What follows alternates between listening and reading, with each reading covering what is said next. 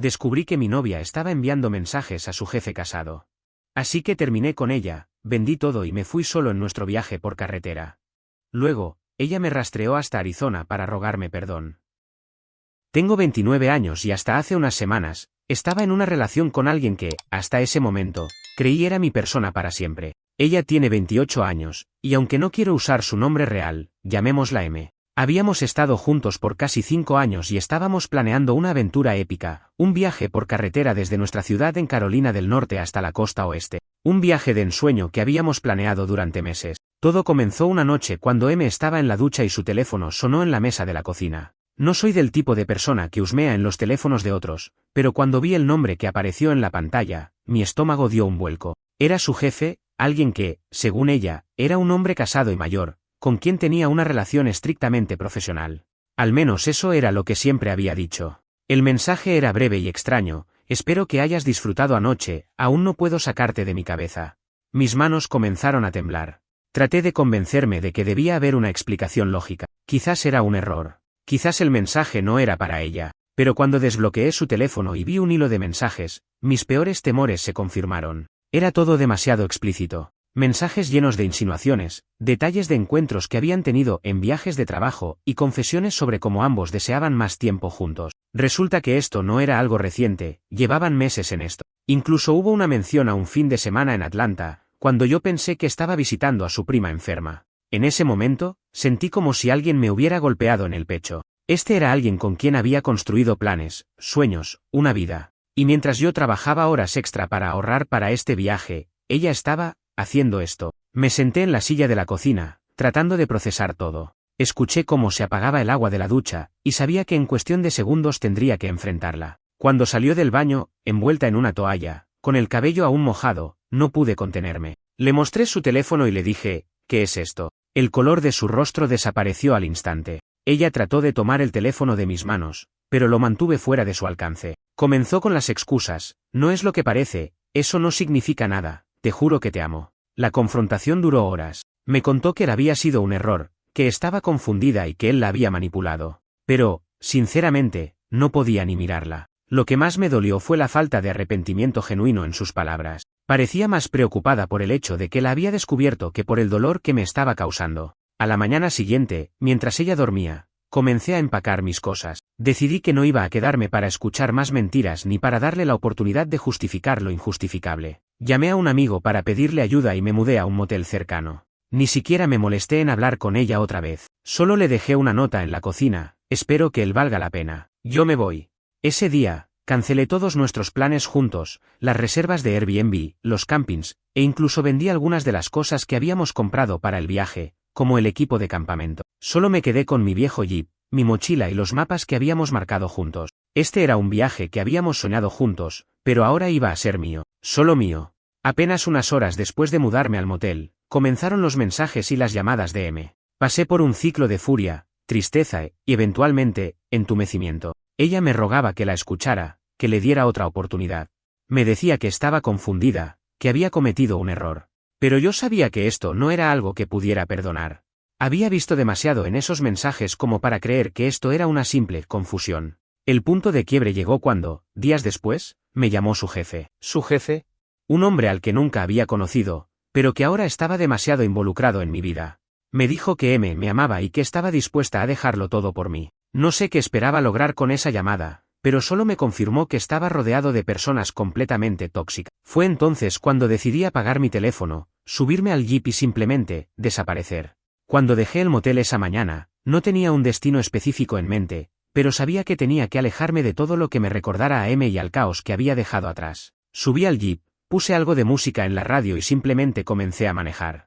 Mi plan original había sido seguir el itinerario que M y yo habíamos creado juntos, pero ahora, todo eso me parecía tóxico. Cada ciudad, cada punto marcado en el mapa estaba impregnado de lo que solíamos ser, de lo que había perdido. En lugar de eso, decidí improvisar.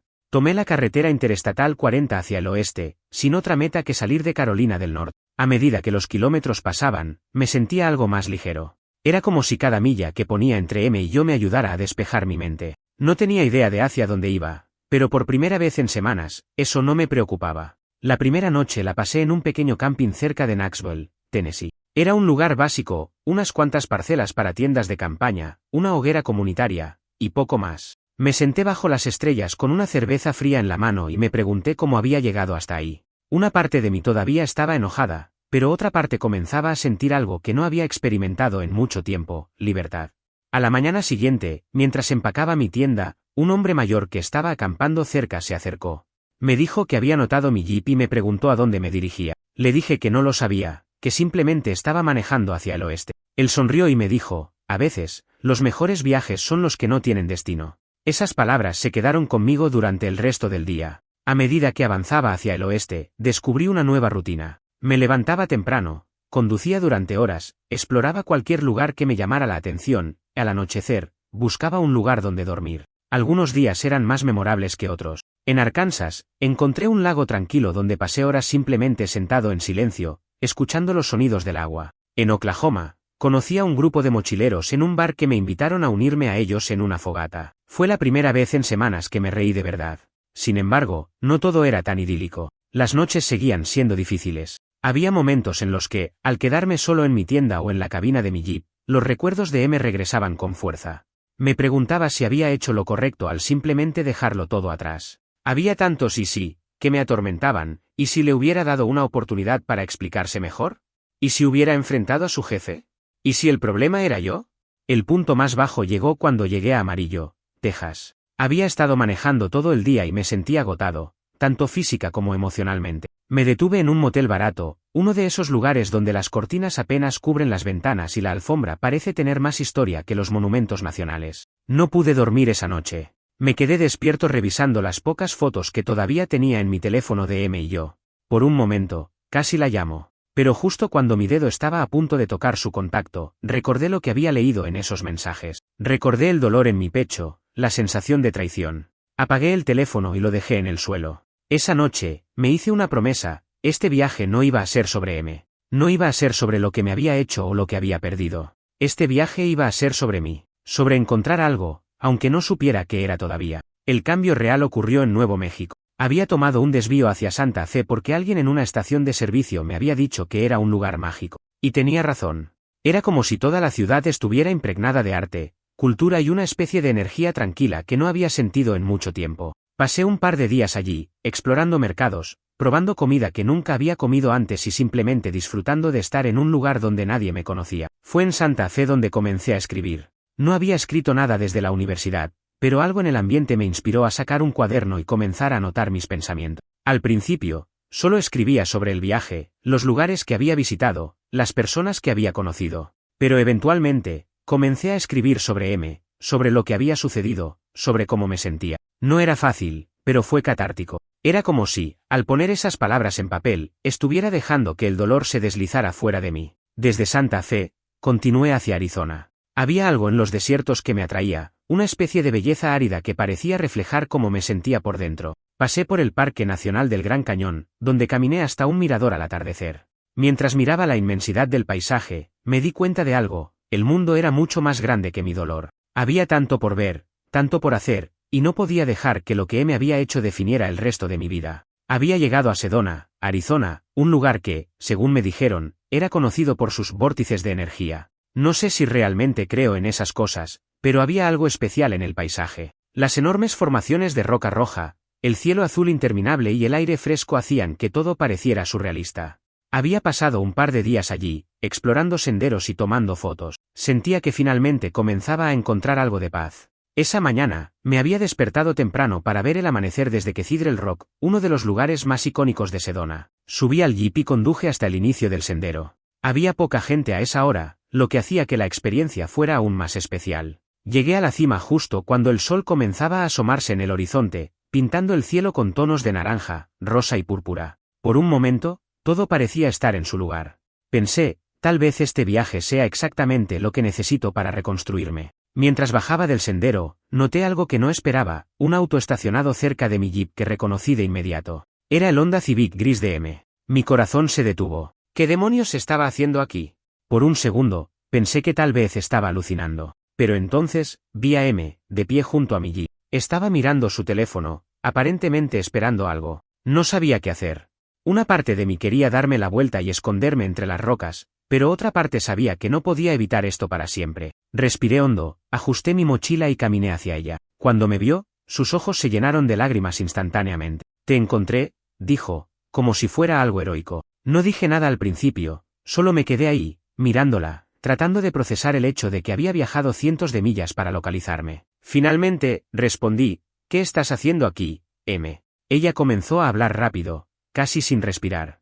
No podía quedarme en casa sabiendo que te había perdido. Te he estado buscando por días. Nadie me decía dónde estabas, ni siquiera tu familia. Sabía que este viaje era importante para ti, así que pensé que tal vez seguías el itinerario. Fui a algunos de los lugares que habíamos marcado en el mapa, pero no te encontré. Finalmente, llegué aquí. Pensé que te vería en el Gran Cañón, pero algo me dijo que viniera a Sedona. Y aquí estás. No podía creer lo que estaba escuchando. Había cruzado estados enteros en busca de mí, y todo lo que podía pensar era, ¿por qué no pudo haber puesto esta energía en salvar nuestra relación antes de arruinarla?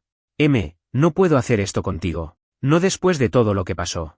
¿Realmente piensas que aparecer aquí va a arreglarlo todo? Intenté mantener mi voz calmada, pero se podía escuchar el cansancio en mi tono. Por favor, solo escúchame, rogó. Sé que cometí un error. Lo siento tanto. No sé por qué hice lo que hice, pero te amo. Te amo más que a nada, y estoy dispuesta a hacer lo que sea para que esto funcione. Por favor, no me dejes. Por un momento, me quedé callado, dejando que sus palabras flotaran en el aire. Quería creerle, de verdad lo quería, pero cada vez que cerraba los ojos, volvía a ver esos mensajes. No podía olvidar la traición, la humillación. Finalmente, le respondí, esto no es algo que puedas solucionar con palabras, me hiciste algo que no puedo perdonar. No se trata solo de lo que pasó con tu jefe, se trata de que me mentiste, de que me traicionaste cuando más confiaba en ti. Este viaje era mi forma de escapar de todo eso, de ti. Y ahora, apareces aquí como si eso pudiera borrar lo que hiciste. No puedo hacer esto. Ella comenzó a llorar, esta vez de manera descontrolada. Se dejó caer al suelo, como si el peso de todo lo que había hecho finalmente la alcanzara. No puedo vivir sin ti, sollozó. Por favor, no me dejes. Haré lo que sea. Cualquier cosa que me pidas. Fue en ese momento que me di cuenta de algo, M no estaba aquí porque realmente quisiera arreglar las cosas. Estaba aquí porque no podía manejar las consecuencias de sus propias acciones. Esto no era amor, era egoísmo. Quería que yo la perdonara para que ella pudiera sentirse mejor consigo misma, no porque realmente entendiera el daño que había causado. M, necesitas entender algo, le dije, con un tono más firme. Este viaje es para mí. No para nosotros, no para ti. Me estoy reconstruyendo, tratando de encontrar algo de paz después de lo que hiciste, y no puedo hacerlo si sigues persiguiéndome. Así que te lo voy a pedir una vez, vuelve a casa, déjame ir. Ella me miró, con lágrimas corriendo por su rostro, y por un momento, pensé que iba a escuchar. Pero entonces, su expresión cambió. Sus ojos se endurecieron y dijo, ¿de verdad vas a tirar 5 años por la borda? ¿Todo lo que construimos juntos? Por un error. Eso fue todo. Sus palabras fueron la confirmación de que no entendía nada. No, M, respondí. No soy yo quien está tirando nada. Fuiste tú.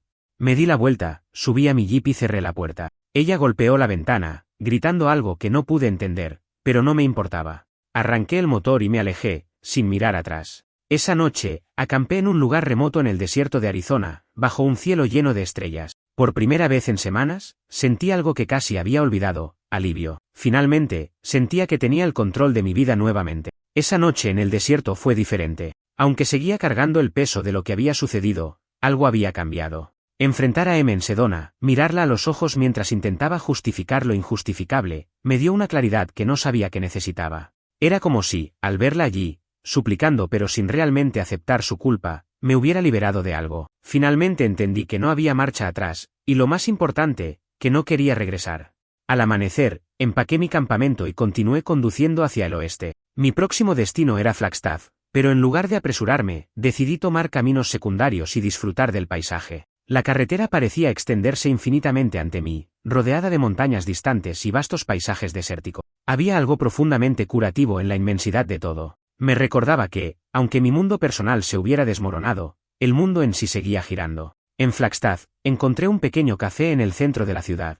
Mientras esperaba mi café, escuché a un grupo de excursionistas hablando sobre el Parque Nacional de Joshua Tree. Uno de ellos describía los árboles únicos y las formaciones rocosas como si fueran sacados de otro planeta. Algo en esa descripción me atrapó, y decidí que ese sería mi próximo destino. El camino hacia Joshua Tree fue largo y solitario, pero eso era justo lo que necesitaba. Cada milla me llevaba más lejos de de la ciudad que habíamos compartido y de los recuerdos que me atormentaban. Durante el trayecto, comencé a reflexionar sobre los últimos 5 años de mi vida. ¿Cómo no había visto las señales? ¿Había algo que pudiera haber hecho diferente? Estas preguntas me rondaban constantemente, pero en lugar de sentirme culpable, empecé a aceptarlas como parte de mi proceso de sanación. Al llegar a Joshua Tree, me sentí como si hubiera entrado en otro mundo. Los árboles retorcidos y las formaciones rocosas parecían esculturas naturales, cada una contando su propia historia. Acampé en un lugar remoto del parque, rodeado de silencio absoluto. Esa noche, mientras miraba las estrellas, algo hizo clic en mi interior.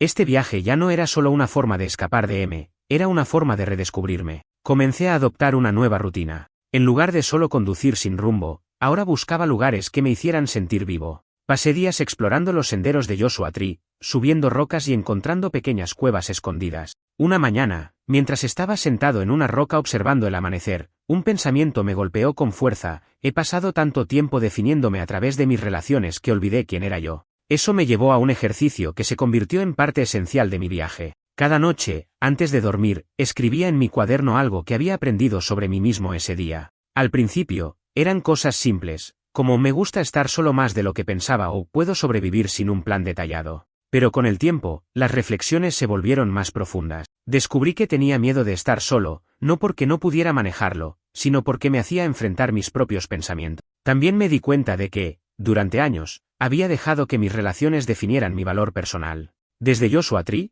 continué hacia California. Decidí que quería ver el océano, así que conduje hasta la costa. Cuando llegué a un pequeño pueblo llamado Cambria, estacioné el jeep en un mirador y caminé hasta la playa. Era un día nublado, con olas rompiendo contra las rocas y una brisa fría que traía el olor a sal. Me senté en la arena y simplemente observé el océano, dejando que el sonido de las olas llenara el vacío que había sentido durante semanas. Fue en esa playa donde finalmente hice algo que había estado evitando: abrí mi teléfono y revisé mis mensajes. Había docenas de ellos, la mayoría de Algunos eran largos y emotivos, mientras que otros eran cortos y llenos de rabia. Me tomó un tiempo leerlos todos, y cuando terminé, simplemente los borré. No respondí a ninguno. No porque estuviera enojado, sino porque ya no veía el punto. Había cerrado ese capítulo, y no iba a abrirlo de nuevo. Decidí quedarme en Cambria por unos días. Alquilé una pequeña cabaña cerca de la playa y pasé las mañanas caminando por la orilla y las tardes escribiendo en mi cuaderno. Una noche, mientras revisaba mis notas, me di cuenta de algo importante: no estaba escribiendo sobre tanto como al principio. En cambio, estaba escribiendo sobre mí, sobre lo que quería para mi futuro, sobre las cosas que me hacían feliz. El último día en Cambria, conocí a una pareja mayor que estaba celebrando su aniversario número 40. Nos sentamos a hablar en un café, y ellos compartieron algunas historias de su vida juntos. Cuando les conté sobre mi viaje y lo que había sucedido, la mujer sonrió y dijo: a veces, las personas entran en nuestras vidas para enseñarnos lecciones, no para quedarse. Parece que aprendiste la tuya. Ahora es hora de seguir adelante. Sus palabras se quedaron conmigo mientras conducía hacia el norte, hacia San Francisco. Este viaje, que había comenzado como una forma de escapar, se estaba convirtiendo en algo completamente diferente. No estaba huyendo de mi pasado, estaba abrazando mi futuro. Cuando llegué a San Francisco, sentí una mezcla de emociones. Había algo electrizante en la ciudad, con su bullicio y paisajes icónicos como el Golden Gate y Alcatraz. Aunque no planeaba quedarme mucho tiempo, quería disfrutar de la sensación de anonimato en medio de tanta actividad. Encontré un hostal cerca de Fisherman's Wharf y pasé los días explorando la ciudad, caminando por Lombard Street, perdiéndome en Chinatown y viendo la puesta de sol desde Twin Peaks. Mientras miraba las luces de la ciudad titilar en la distancia una noche, me di cuenta de algo: ya no me sentía tan pesado. El dolor seguía ahí, claro, pero había disminuido. Era más manejable. Durante semanas, había sentido como si mi vida estuviera definida por la traición de pero ahora, esa narrativa comenzaba a desmoronarse. Este viaje no solo había sido una forma de sanar, también me había dado una perspectiva completamente nueva sobre quién era y lo que quería para mi vida. Después de unos días en San Francisco, decidí que era hora de comenzar mi viaje de regreso. Había llegado al punto más lejano al oeste que quería explorar, y aunque sabía que no estaba curado por completo, sentí que había alcanzado un cierre emocional suficiente como para enfrentar mi antigua vida. Pero esta vez, el viaje de regreso no era sobre huir o buscar respuestas, era una transición hacia algo nuevo. En el camino de vuelta, decidí detenerme en algunos lugares que había pasado por alto antes. En Oregón, encontré un pequeño parque estatal con cascadas que parecía salido de un cuento de hadas. Pasé un día completo allí, caminando por senderos y dejándome empapar por la tranquilidad del lugar. En Idaho, descubrí una tienda de antigüedades en un pueblo diminuto y terminé comprando un viejo mapa de carreteras de los años 50, algo que pensé que simbolizaba perfectamente este viaje, un recordatorio de que siempre hay nuevos caminos por explorar, incluso cuando piensas que ya conoces el camino. Cuando crucé de vuelta a Colorado, donde algunas de las montañas más majestuosas del país se alzaban frente a mí, me detuve en un lago alpino y me senté junto a la orilla con mi cuaderno. Escribí una carta a M, no para enviarla, sino para sacar de mi sistema todo lo que no había dicho antes. Escribí sobre el dolor, la traición y la decepción, pero también escribí sobre lo que había aprendido gracias a esa experiencia. Al final de la carta, escribí: te deseo lo mejor, pero no te deseo de vuelta. Cerré el cuaderno, me levanté y lo guardé en mi mochila. La carta nunca llegaría a sus manos, pero ya no era necesario. Cuando finalmente volví a Carolina del Norte, no regresé inmediatamente a la casa que M y yo habíamos compartido. En lugar de eso, alquilé un pequeño apartamento en las afueras de la ciudad.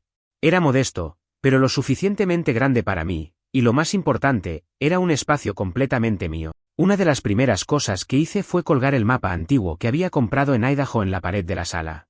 Era mi recordatorio diario de que siempre hay nuevos horizontes, incluso cuando parece que tu mundo se está cayendo a pedazos. Eventualmente, volví a conectarme con mis amigos y mi familia, quienes habían estado preocupados por mí durante mi ausencia. Les conté sobre mi viaje, omitiendo los detalles más dolorosos pero compartiendo lo suficiente como para que entendieran lo que había pasado. Todos coincidieron en que me veía diferente, más seguro de mí mismo, más tranquilo. Y, en cierto modo, tenían razón. Había encontrado algo en ese viaje que había perdido hacía mucho tiempo, a mí mismo. Unos meses después de mi regreso, recibí un mensaje inesperado. Era de M. Decía algo como: espero que estés bien. He estado pensando mucho en nosotros. Si alguna vez quieres hablar, estoy aquí. Me quedé mirando la pantalla por un momento antes de cerrar el mensaje y archivarlo. No sentí ira ni tristeza, solo indiferencia. No necesitaba responder. Ya no era parte de mi historia.